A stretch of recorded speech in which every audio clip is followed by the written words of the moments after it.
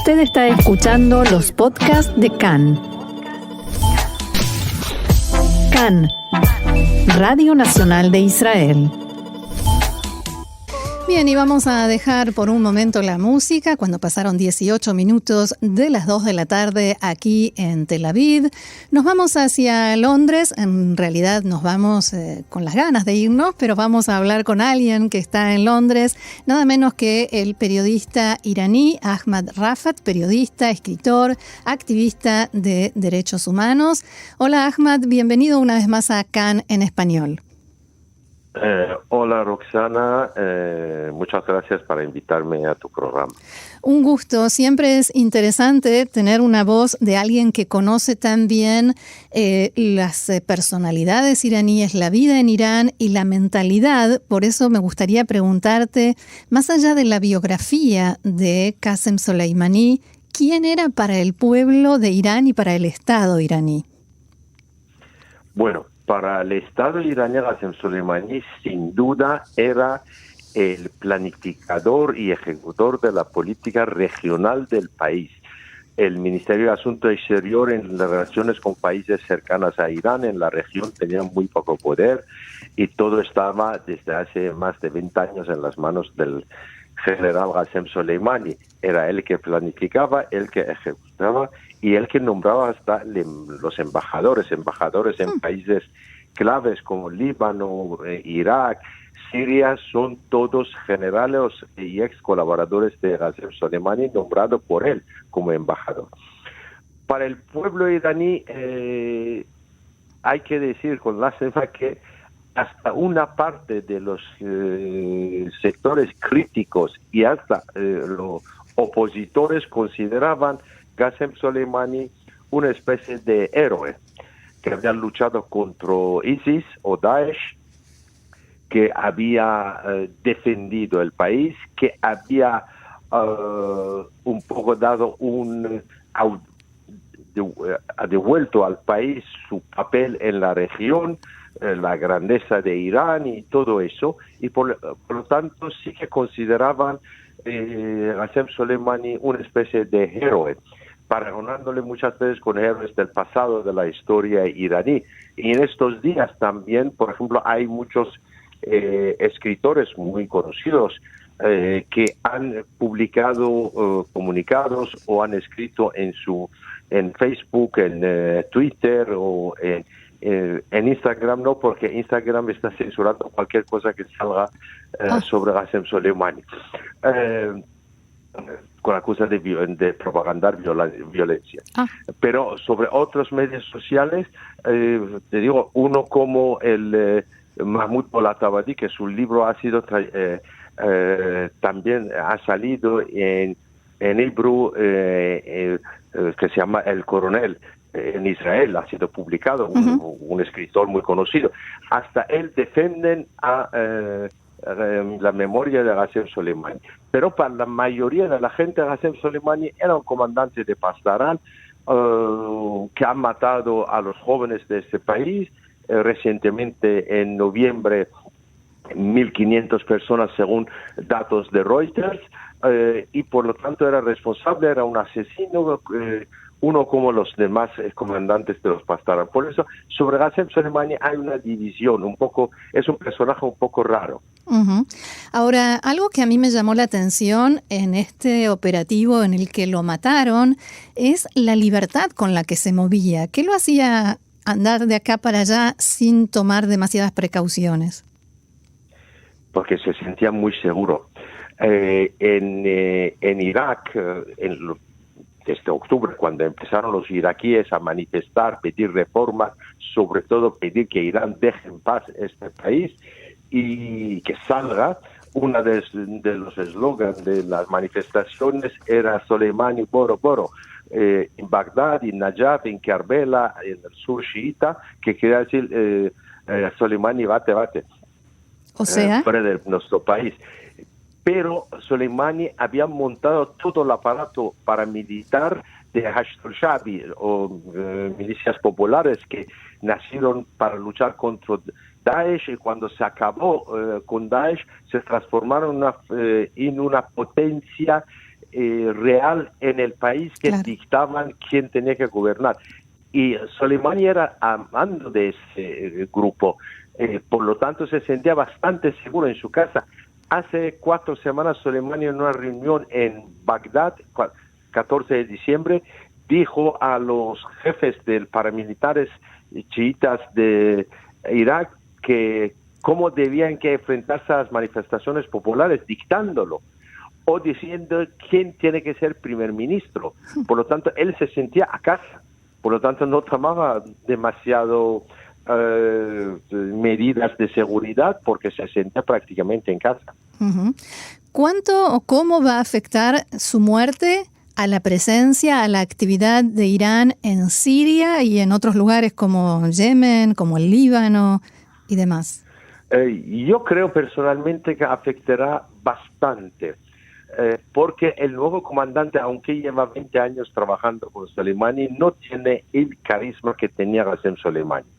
Qasem Soleimani era una persona muy carismático. Soleimani en estos años había construido una red de relaciones personales con los jefazos de paramilitares de todos estos países nombrados, incluido pero Líbano y Irak también. Y reconstruir estas relaciones lleva tiempo y el nuevo comandante no tendrá esas relaciones muy particulares. Uh-huh. Por otro lado, el gobierno iraní en este momento tiene muchos problemas financieros. Con las sanciones de Estados Unidos, prácticamente la venta de petróleo iraní de más de 2 millones de barriles al día se ha bajado a menos de 200.000.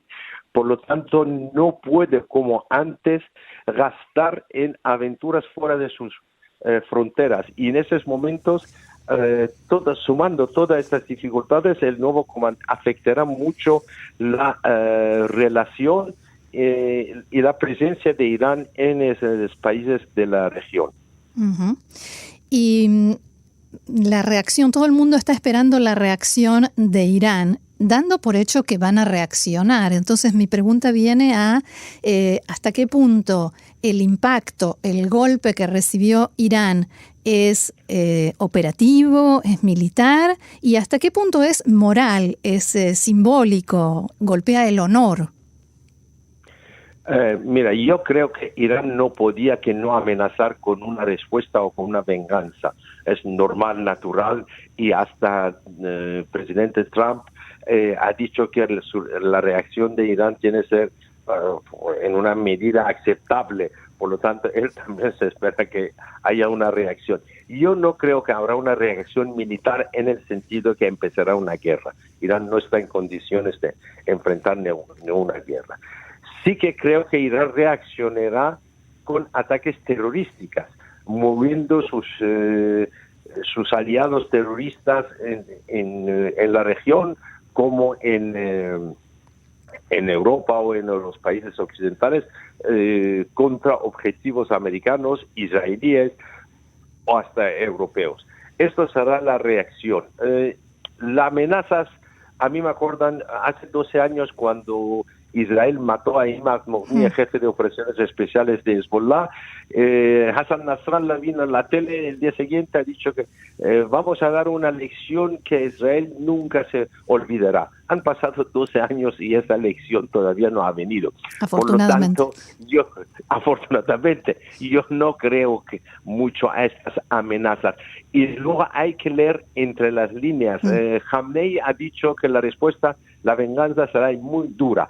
Pero unos minutos después en el discurso ha dicho serán lo que ellos llaman la resistencia en el sentido no iraníes, pero sus aliados árabes serán la resistencia a vengar a Qasem Soleimani. Por lo tanto, ya ha dicho que Irán no va a hacer nada en primera persona. No se va a ensuciar las manos.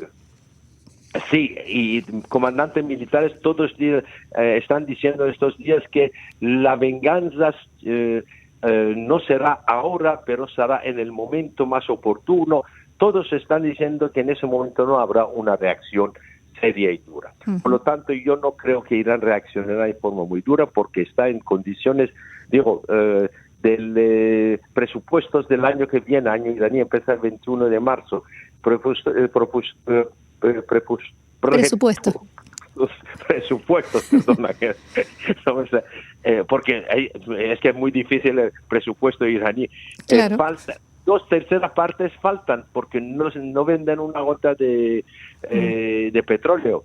Por Claro. lo tanto, en estas condiciones no puedes afrontar una guerra o una acción muy vasta, muy amplia. Y esta nueva situación, este golpe que de todos modos recibió Irán, ¿podría llevar a alguna reacción en el ámbito del programa nuclear? Mira, programa nuclear se estaba muriendo, por si acaso. ¿Se entiende? El acuerdo nuclear estaba con grandes dificultades, estaba muriendo. Sí que Irán puede utilizar este momento, el sector que está en contra y pide salir de ese acuerdo, sí que puede utilizar este pretexto para salir del acuerdo o acelerar el proceso que acabará con ese acuerdo. Esto es muy posible, muy probable. Uh-huh. Te quisiera preguntar volviendo a la figura de Qasem Soleimani, por su vínculo, su relación con América Latina y su actividad en América Latina, en el pasado lejano y no tan lejano. Mira, las fuerzas del Quds, como son los nombres de unidades de Pasdarán que obran fuera de las fronteras del país, sí que había una presencia en Sudamérica, sobre todo en Venezuela. Tenían ahí una base, han recibido ayudas y han ayudado a las fuerzas venezolanas de la seguridad, cómo enfrentar las manifestaciones y todo eso. Pero la influencia mayor de fuerzas del Quds ha sido siempre en la región y en los países islámicos. Aunque digo, relaciones con Latinoamérica, sobre todo con Venezuela, sí que hay datos que esas relaciones existen, ha habido colaboraciones y un poco también con Bolivia y Nicaragua. Uh-huh. Y con respecto a los atentados que sucedieron en Argentina, hablamos de 1992 en la Embajada de Israel en Buenos Aires y 1994 en la comunidad judía en Amia. Mira, en ese caso ha sido el mando central de Pasdarán, no las unidades Quds que eran bajo comando de Qasem Soleimani. A tener que ver. Eran porque entre las personas que dieron la orden de esos dos atentados figura el excomandante supremo de Pasdarán, Mohsen Rezai, que está también en la lista de los jueces de pedido de captura. Sí, en lista de captura y está indicado como uno de los mandantes, pero no, esto ha sido una cosa del comando general, no del sector que dirigía Soleimani y fuerzas o unidades del Quds. Uh-huh. Volviendo a lo que puede llegar a ser la reacción iraní, ¿entraría dentro de la lógica de Irán, de su manera de pensar, que la respuesta sea un ataque a Israel en territorio israelí? Sin duda. Y hay una cosa, la hija de Qasem Soleimani ha concedido una entrevista ayer con la televisión de Hezbollah Al-Manar y ha dicho, pido a mi tío Hassan Nasrallah que le pido, estoy seguro que mi tío Hassan Nasrallah no dejará sin venganza la muerte del asesinado de mi padre. Y varios, es que entre los muertos está también un elemento que no se conoce exactamente qué era. Al primer momento se dice que era Naim Qasem, el número 2 de Hezbollah, luego desmentieron, pero sí, porque Qasem Soleimani venía de Beirut se fue a Damasco, de Damasco cogió el avión hacia Bagdad. Estaba acompañado con algunos elementos de Hezbollah libanés. Seguramente Hezbollah hará algo, puede ser enviarnos 4 misiles o hacia Israel, algo hará en el territorio israelí como venganza, como un acto de venganza por el asesinato de Qasem Soleimani, esto sin duda. Uh-huh. En las redes sociales, digamos, no en los medios centrales, la gente, los iraníes que están fuera del país, exiliados o no, por elección, ¿están manifestándose? ¿Están dando su opinión sobre esto que pasó? Y en ese caso, ¿qué dicen?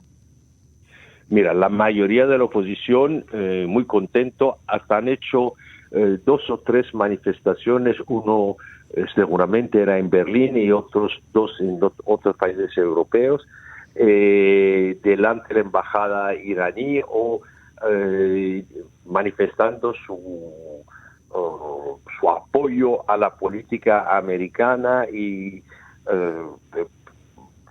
si miramos en las redes sociales, la mayoría de los iraníes en el exterior sí que están contentos con el asesinato de Qasem Soleimani, que lo consideran uno de los elementos muy conocidos de la represión contra manifestaciones populares en Irán recientes de ese noviembre y el de diciembre de hace 2 años.